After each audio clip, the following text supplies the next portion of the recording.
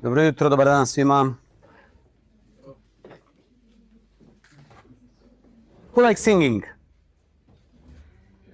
Singing to God is really special. He's worthy of singing. Songs are beautiful, but in a way we are also enjoy the singing. So as much as it is meant for God and glorify God, somehow is also for our soul good. So I don't know about you, but it does miracles to the mood and how I think and feel. Yesterday we've been listening also some music and filling our emotional batteries. I went with Ančica.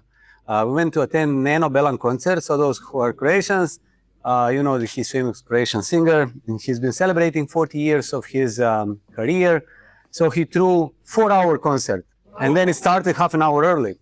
So at 8:30 concert starts, it's all good. At 8:45 I'm already closing my eyes, you know. Until 9:15 I probably slept over 5 songs, literally, in the midst of the crowd. And then at 12:15, although it was amazing, we decided to leave because we're just that much about singing, but it was an amazing concert. And Zorica Konja was joking. She was his guest that he needs to invite her for the next 40th anniversary when they are 100 something. So there was also the guy who is his percussionist and drummer is actually the guy that I used to know. He's my cousin's friend. So we partied together. He's been making jokes at our home, and he's really great with sound from his mouth. How do you call it when somebody's, you know, like yeah.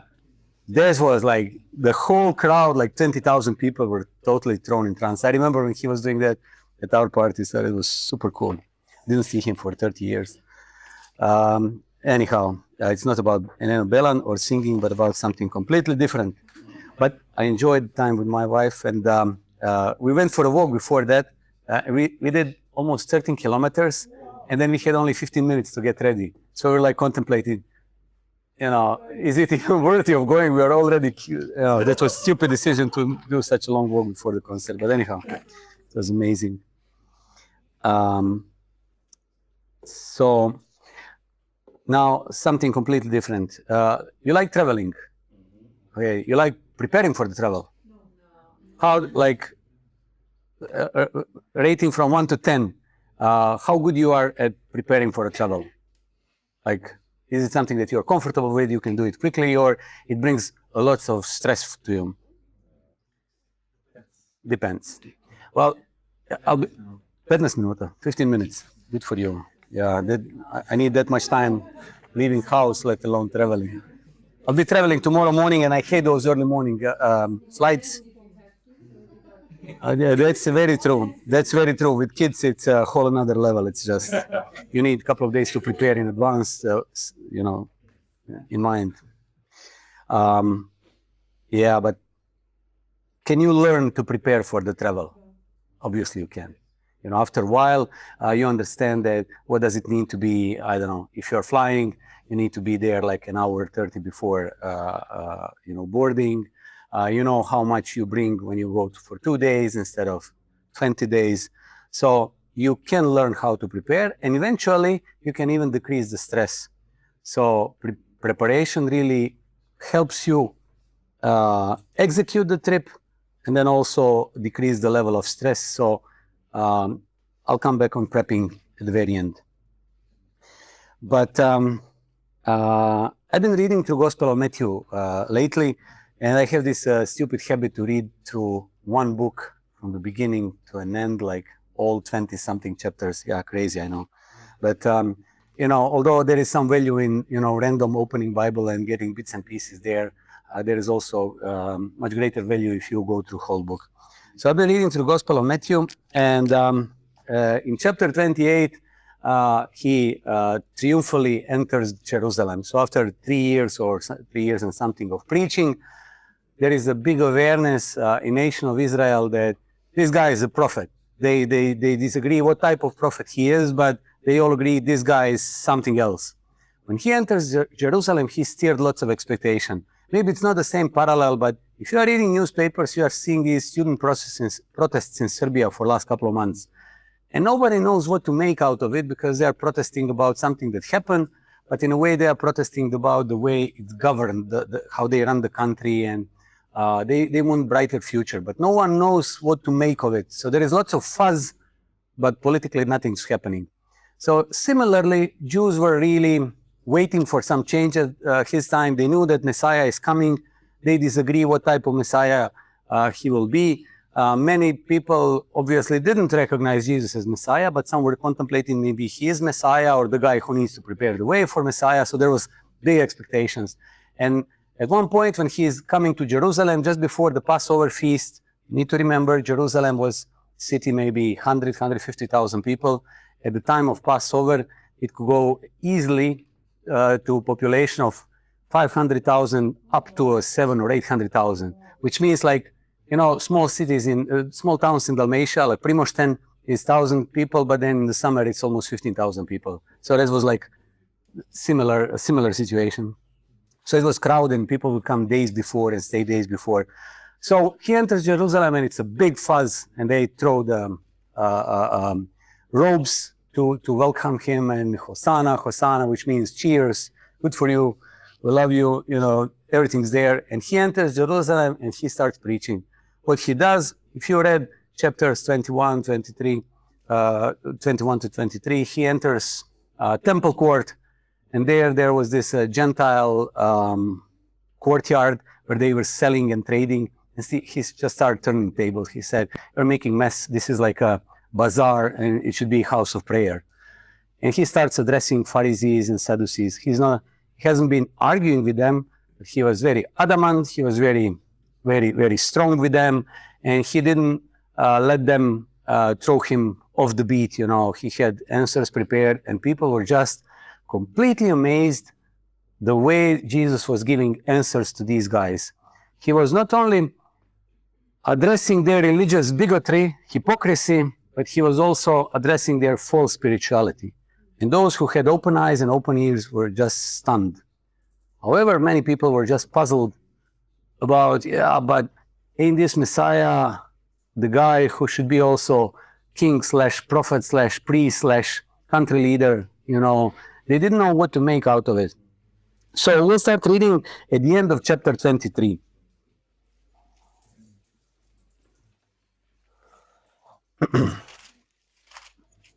At the end of the chapter 23, in verse 33, Jesus is for the last time addressing Pharisees, teachers of the law, and all the religious establishment. You snakes, wow, strong words. You brood of vipers, how will you escape being condemned to hell? Boy, talking about strong language. This guy didn't try to please anybody. Therefore, I'm sending you prophets and wise men and teachers. Some of them you will kill and crucify. Others you will flog in your synagogues and pursue from town to town. And so upon you will come all the righteous blood that has been shed on earth, from the blood of righteous Abel to the blood of Zechariah, son of Berechiah, whom you murdered between temple and the altar. I tell you the truth, all this will come upon this generation. Wow. I mean, you don't get much clear, open, straightforward than this. And then he ends with addressing the whole nation of Israel. Actually, city of Jerusalem is a symbol for whole Israel. Oh, Jerusalem, Jerusalem, you who killed the prophets and stoned those sent to you. How often I have longed to gather your children together, as a hen gathers her chicks under her wings, but you were not willing. Look, your house is left to you desolate. But I tell you, you will not see me again until you say, blessed is he who comes in the name of the Lord. Although somewhat cryptic, it clearly says, you know, not only that religious leaders are leading you astray, you are not listening neither to me, nor to all the prophets who were coming or will be coming, who call you for repentance and true relationship with God. And I'm really saddened to say that. I really wanted to gather you, but it seems that your house will be given to you, but, you know, you'll see that it will very soon turn to nothing. Not good news to hear, not something that you want to hear. And then he leaves Jerusalem and he goes to a neighboring town. So it says in chapter 24, verse 1, Jesus left the temple and was walking away when his disciples came up to him to call his attention to its buildings. So on his way from Jerusalem, disciples were, just, on their way out, say, hey, Jesus, let's take one more look around the temple. Now, although this sounds a little bit misconnected what we read, just bear in mind, they were in the temple, around the temple, and it was all that was all Jewish religious systems was focused and centered around their temple. Now, so what was their temple like? Before we going into a little bit of a description of the temple, when I say France, which iconic building comes first to your mind? When I say France, which building comes first as description of France? Eiffel Tower. Goes without saying. New York. Empire State Building, Statue of Liberty. There are a couple of those, right? Dallas. Just kidding. AT&T Stadium, at least for myself. Washington, D.C. I would say, White House, Capitol Hill. So there are many cities or nations that when you say that, if you are talking about Cambodia, everybody would say Angkor Wat. Or if you say Angkor Wat, Temple of Angkor Wat in Cambodia, well, just Google it. It's just an amazing temple complex. Or if you say India, many people would say Taj Mahal. Because there are some iconic buildings that are defining not only certain towns and areas, but whole countries. When you say Russia, probably everybody will say Kremlin. That's the importance of certain monuments and certain buildings. When you say when you say temple, it's much more than a building. It's A, symbol of their country. B, symbol of glory and their everlasting connection with God. And also the sign that they are chosen ones in sight of God. Now, was that temple really that glorious? Just let's take a step back and imagine how glorious was that. They had temple built by Solomon. That was like 1000 BC. That was apparently really beautiful piece of work, filled with gold and fantastic. But once upon a time, guys from Babylon came and completely destroyed it, wiped it out. There was nothing left. So for a period of maybe 70, 80 years, it was just piece of rubble. And then these guys who came from the exile of Babylonia back to Jerusalem start rebuilding it. And they did rebuild it. However, it wasn't glorious at all. It was just a temple. For them, it was center of their worship, but it wasn't much.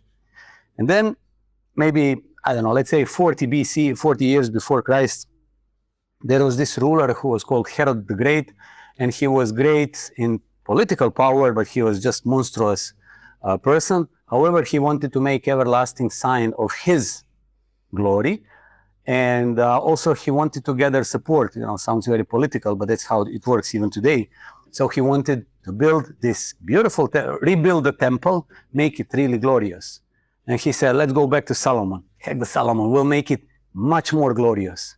And he envisioned a temple that was even more glorious than Solomon temple. It was big, 500 meters times 270 meters, and probably like between 25 and 30 meters high. To put it in perspective, it would be 5 times 3 football fields. I was looking into perspective of these football fields, but I don't want to go there. It was just super funny. But it's a really easy way to explain football fields, almost always 100 meters long, times 50 meters. So when you say that something is 5 football fields big, then you can imagine like 5 football fields is 500 meters. It's incredibly big, incredibly big. It would be like complex of these couple of buildings, all these 3 buildings combined. That's how wide that area was. So he didn't finish it. He died. His son continued. And actually, at the time of Jesus, it was still not finished. It was well done, but they finished it only in AD 67, 30 years after Jesus was crucified. It was covered, the main building was covered with gold plates. So it shone. It was like when sun would come up, it would be like a blast. You could see it from miles away. And the parts that were not in gold were in white marble, mramor. So it was incredibly shiny and it was incredibly rich. And stones that were built from were 15 times 5 times 3 meters big. So let's say 15 meters would be one piece of stone that they would deal with was longer than this room. And then it would be as wide as this room. They had enormous, gigantic blocks. It's like incredible architectural feat. It was amazing. It was just something that was beautiful, and it was a wonder to whole world, even to Romans that were master builders. That's how this. So they are leaving Jerusalem. No wonder the disciples say, "Hey, let's look at this beauty. Have you ever seen anything like that? Ain't it glorious?" And even for them, that was a representation of their uniqueness in eyes of the God and their devotion to God. So obviously, Jesus, as the person of piety and spirituality, should be reflecting on that. Let's see what Jesus said. Yeah, do you see all these? Look at this beautiful temple, guys. I tell you the truth. Not one stone here will be left on another. Everyone will be thrown down. What? And that's what he said. And he leaves the town. And disciples silently follow him. And they come to this small village side of Jerusalem. And then they grab a moment when they are alone with him. So they start asking. As Jesus was sitting on the Mount of Olives, disciples came to him privately. "Tell us," they say, "when this will happen and what will be the sign of your coming and the end of the age?" So he probably said a couple of more words because there are 3 questions in one here, referring not only to the destruction of the temple, but also his coming and end of the age. And then Jesus decided to give more detail on it.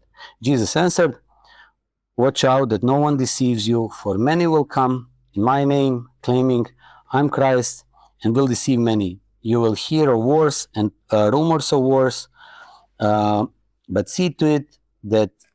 This is going from bad to worse. Sorry, guys. "But see to it that you are not alarmed. Such things must happen, but the end is still to come. Nation will rise against nation, and kingdom against kingdom. There will be famines and earthquakes in various places. All these are beginning of birth pains." So he's telling them, okay, guys, there will be some preparation, some signs of that. And he starts explaining when that starts happening, there will be more and more of natural disasters, more and more political turmoil. There will be famine, there will be more and more problems, and that at one point there will be some wars going on and they will be escalating. But it's just the beginning of the birth pains. Now I'll be going to slippery territory trying to explain birth pains to many women who delivered here, but apparently these birth pains, when they start, they're really bad, but then they have this tendency to become more often, and that pain intensify until the until the labor itself. I remember when Ančica was delivering Luka, and I was apparently helping there, and she was in severe pain, and they put this ultrasound or whatever that is on her stomach, so you could see the contractions, and it was like, going crazy, and she was in serious pain. And at one point there was nothing there, but she was saying, "Okay, please go and call for a doctor." I was convincing her, "Well, look, everything seems fine, because I know it better than it's stupid me." Eventually, I went there. I found the nurse. She puts it back because it just slipped down, and it was like skyrocketing. It was incredible pain. So I was trying to convince her, "Yeah, it's nothing. See, the monitor is saying that you are okay." Anyhow, yeah. But the thing is, Jesus said, literally, he described it, that will be like the beginning of labor pain, and it will get from bad to worse. So he was telling them, he didn't want to, he wanted to give them full account. Now, the thing is, he didn't want to give them exact years, and when we read later, he just gave them description of the whole situation. Then You will be handed over and persecuted and put to death, and you will be hated by all nations because of me. At that time, many will turn away from the faith and will betray and hate each other, and many false prophets will appear and deceive many people. Because of the increase of wickedness, the law of most will grow cold, and he who stands firm at the end will be saved. And this gospel of kingdom will be preached in the whole world as a testimony to all nations, and then the end will come. Wow, this is a pregnant sentence, but in effect, he's saying, well, guys, there is also one more thing. It's not only about wars and famine and all this political turmoil. You will be persecuted for your faith in me. That's also a big sign. So you'll be on the receiving end, and it will be really bad for you. And not only they will be killing you, but there will be also lots of turmoil outside and inside the body of believers. And many love of many will grow cold. See, this is not only characteristic to the end of the world, because when we embrace worldliness, I'm speaking from my own personal experience, you know, you don't really feel spiritual and you don't really feel loving. When you come guilty to church, it's no fun. Especially when you come and pretending for many years. It's a lousy place to be. So what happens is that your love grows cold, and then you just give up. And in case of turmoil, some people were just really going against each other and betraying each other. It was a mess.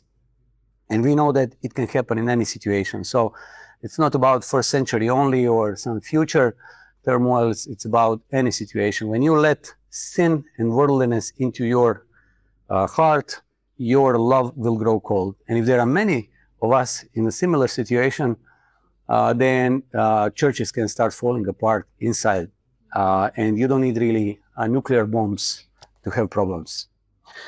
But the thing is, gospel will be preached to the whole world. Jesus said, you know, all these things will not stop neither me, nor the Spirit of God, nor those who are faithful to preach and deliver the message to the whole world.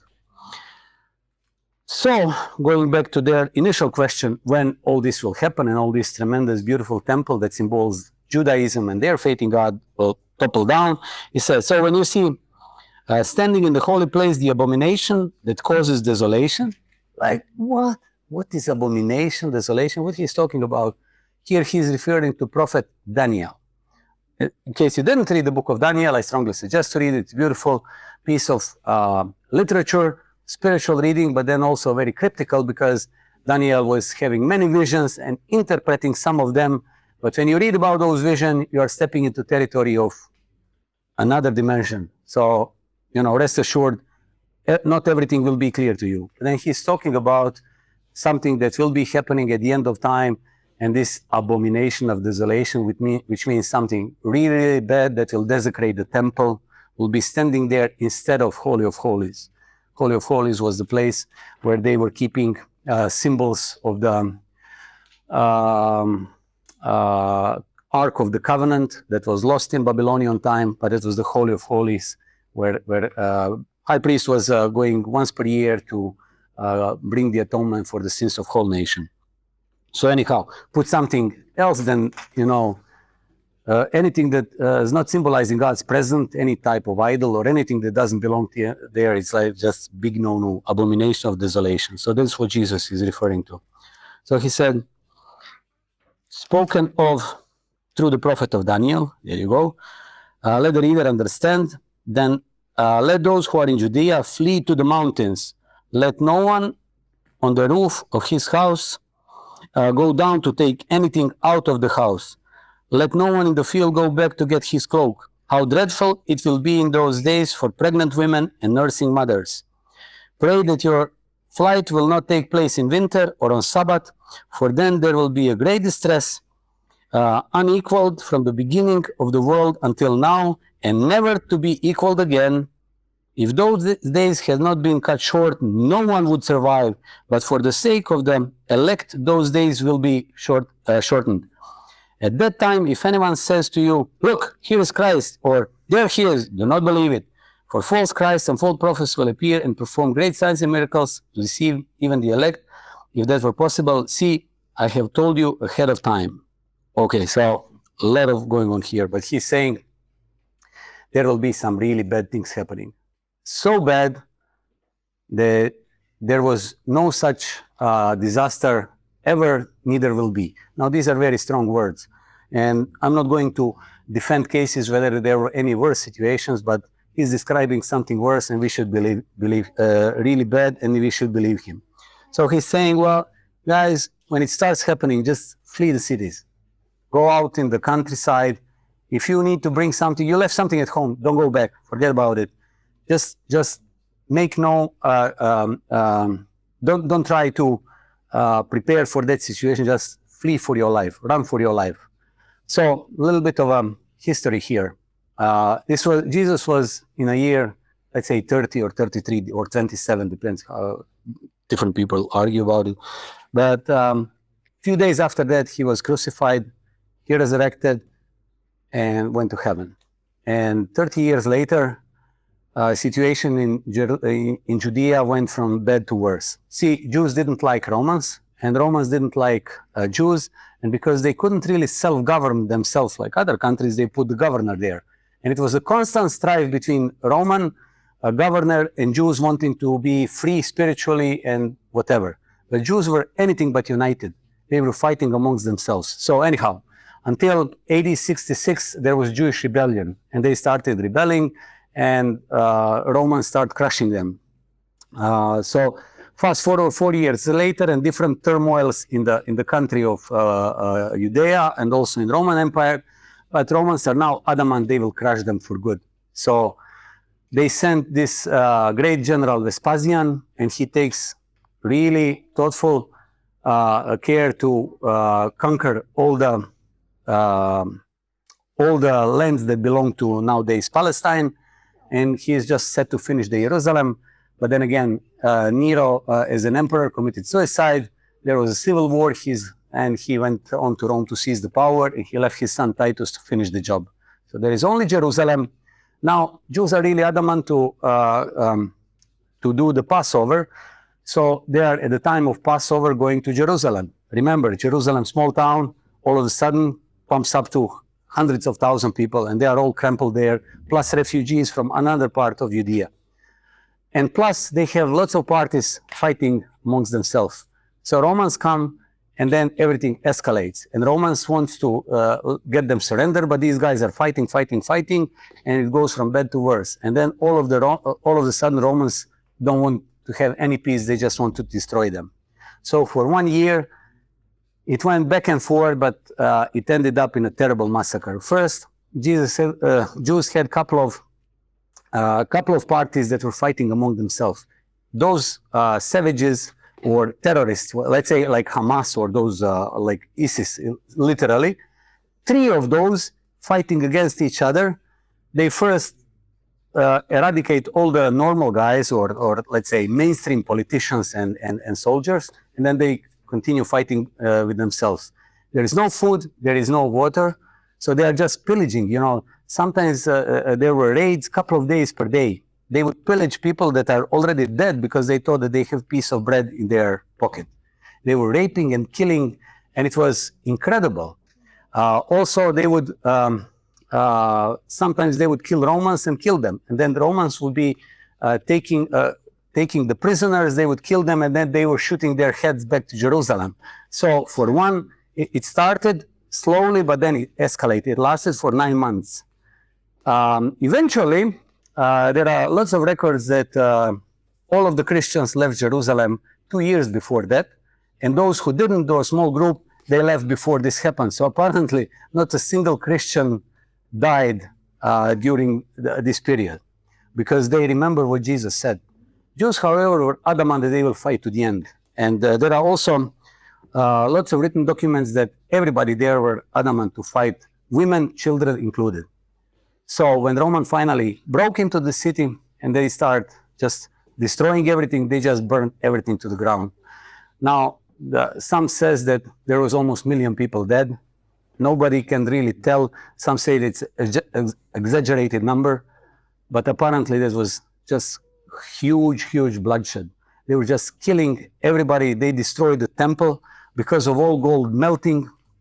Later, Roman generals decided that they will take apart every single piece of stone so they can grab those melted gold and plunder it later. Completely, there was no single stone left of that huge, beautiful temple building, and vast parts of Jerusalem were literally leveled so that no one can recognize that it was once part of the city. It was incredible, incredible disaster. They've been killing Jews months later in arenas for fun or out of revenge. And it was just complete devastation of their spiritual, religious, ethnical, and political body of Israel. Jesus was saying that 30 years before that, and it literally happened. So just going back to disciples, they're looking at this beautiful temple, listening to Jesus. Jesus is never overreacting or telling stupid things, and they can't comprehend what he's saying about. So let's, there is more about it, but I told you the most.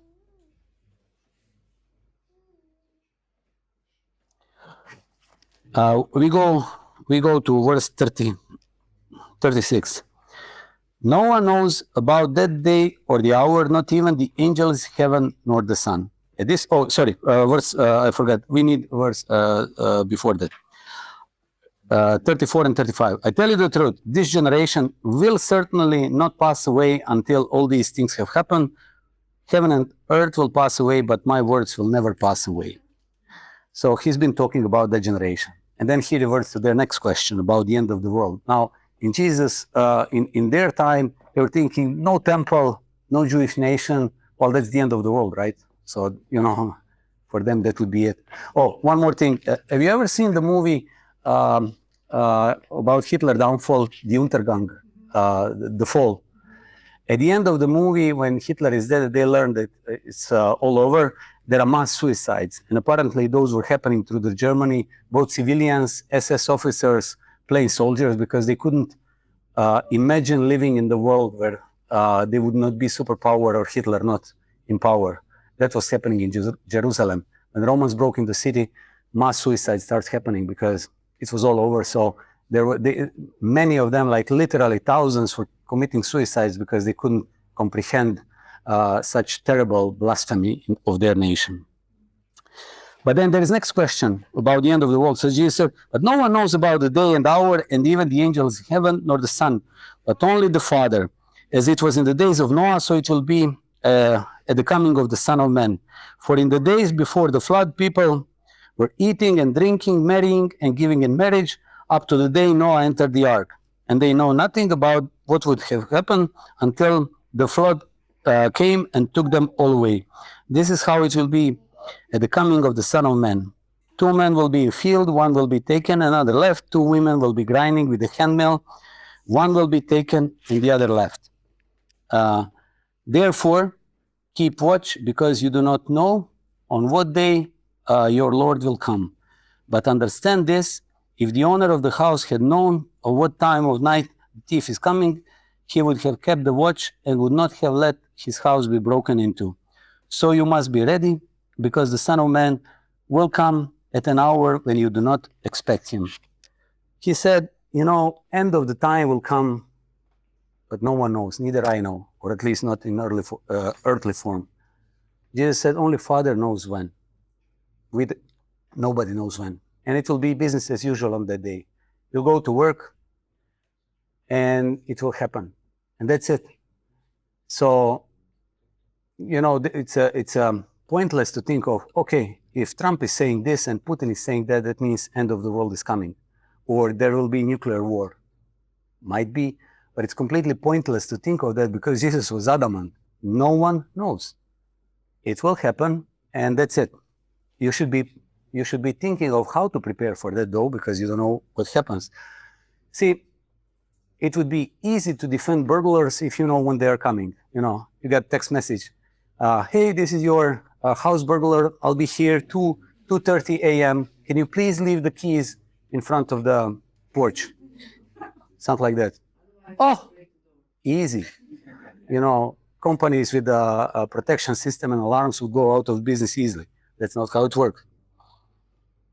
If you would be, I gotta say this, if you would be reading these verses in a better translated Bible, It says not broke into house, but that a burglar will dig through the wall.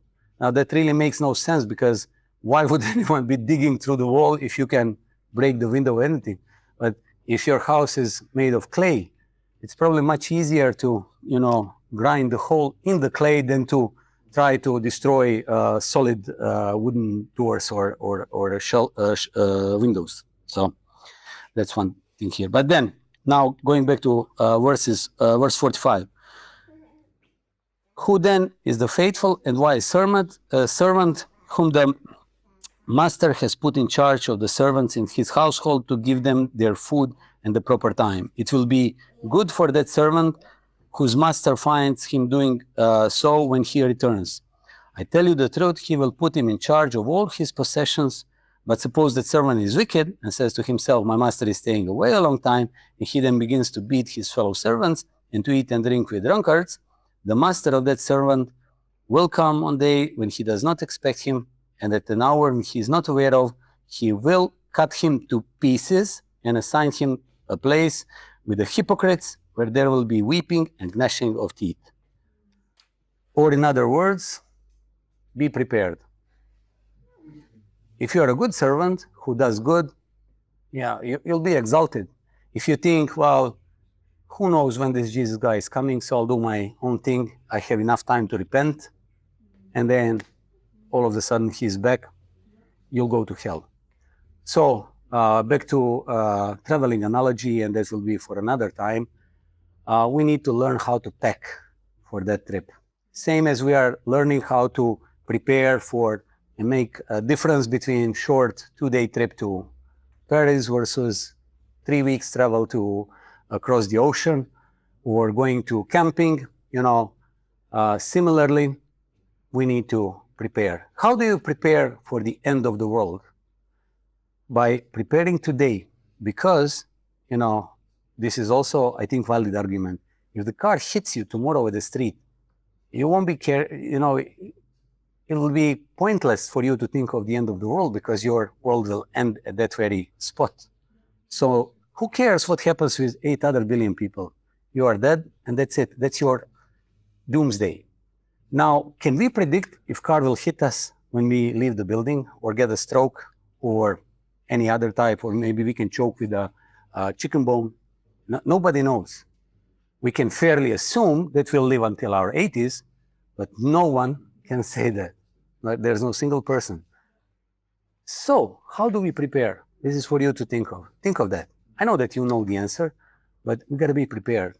No matter, you may feel down, you may not feel spiritual, you may feel completely disconnected from God, or you may feel great and having best time of your life.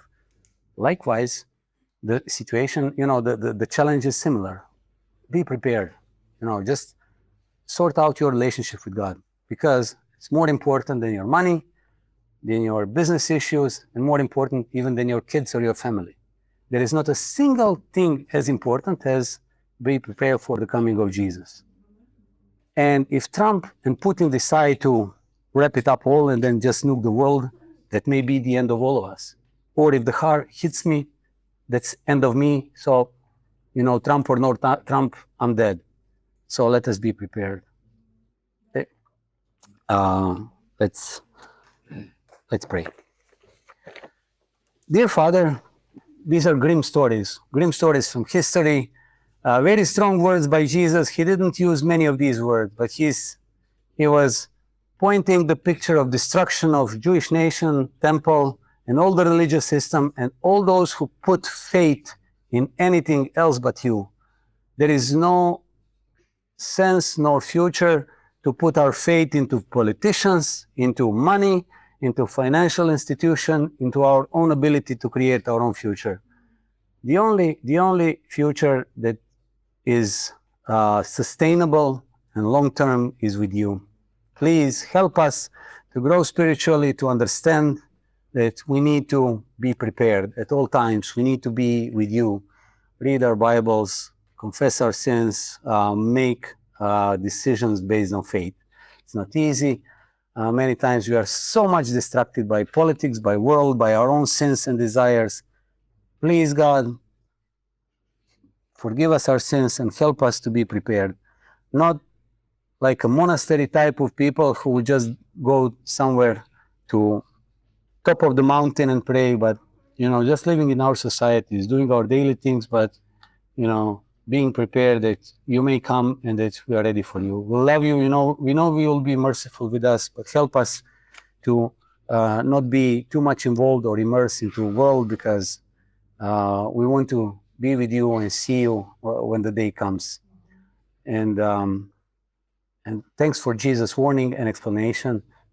Otherwise, we could be too reliant on outer science or our own ability to prepare. We just need to stick with you, and you'll take care of the rest. And thank you for that, and thank you for Jesus. In his name I pray. Amen.